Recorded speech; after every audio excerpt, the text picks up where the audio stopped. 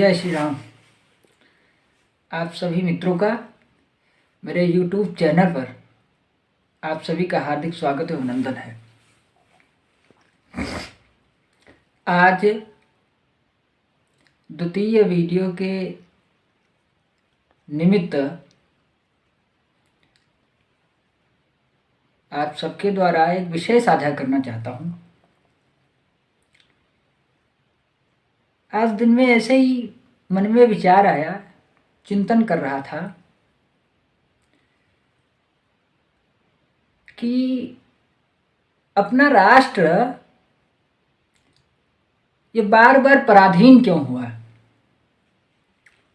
क्योंकि कुछ लोगों का कहना है जैसे अंग्रेजों के द्वारा पराधीन हुआ। ऐसा नहीं, अंग्रेजों ने भी शासन किया, मुगलों ने किया, शक, होड़, कुषाण सब ने शासन किया, हम बार बार पराधीन हुए।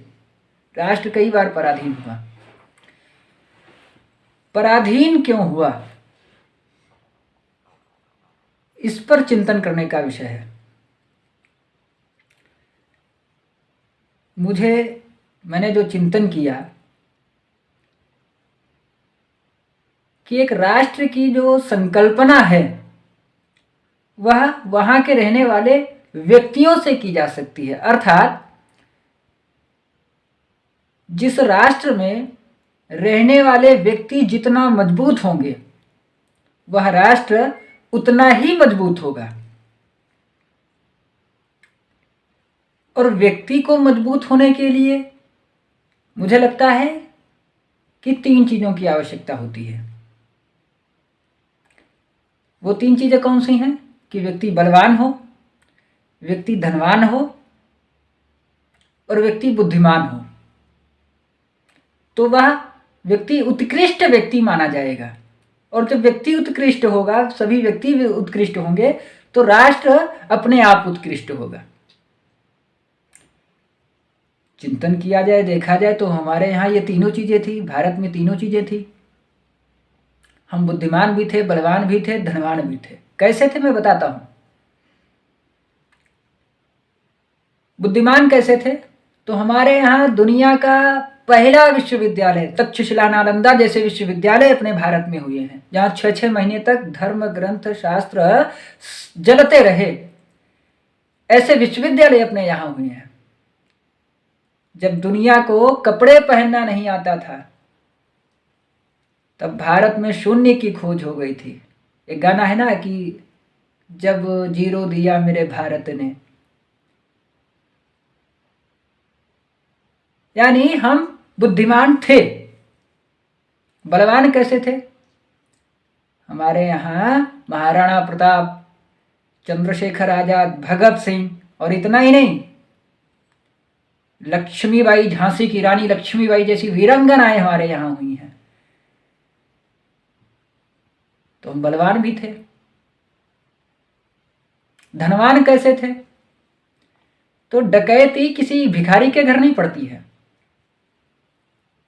जो सेठ होता है, साहूकार होता है, उस जो धनवान व्यक्ति होता है उसी के यहाँ डकैती पड़ती है।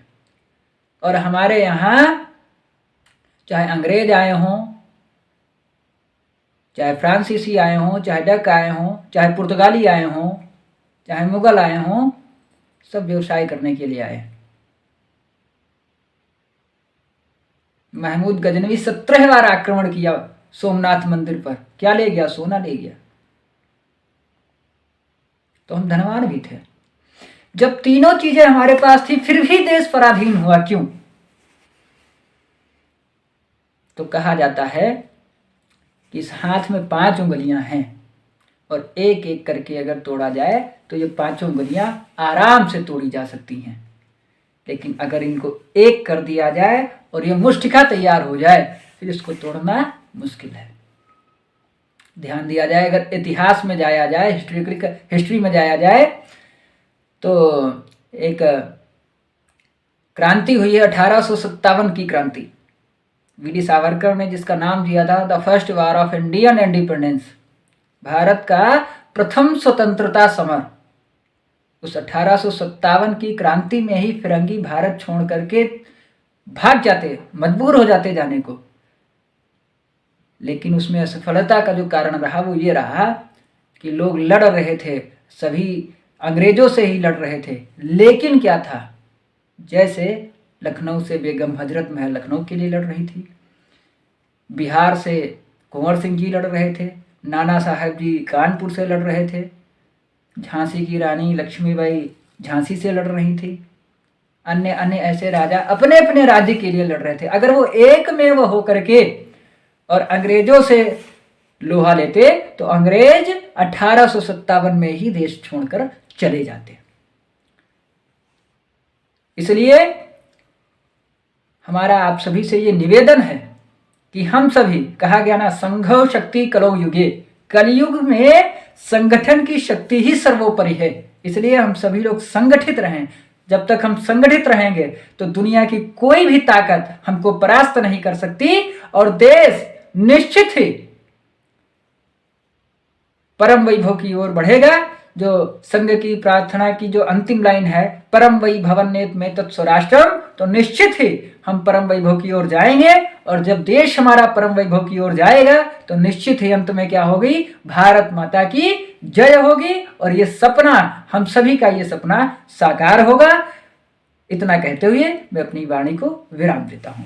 अगर मेरी बात अच्छी लगी हो तो चैनल को सब्सक्राइब करें, लाइक करें और शेयर करें, जिससे मुझे भी प्रोत्साहन प्राप्त हो और आगे भी हम आपके लिए कुछ वीडियो बना करके साझा कर सकूं।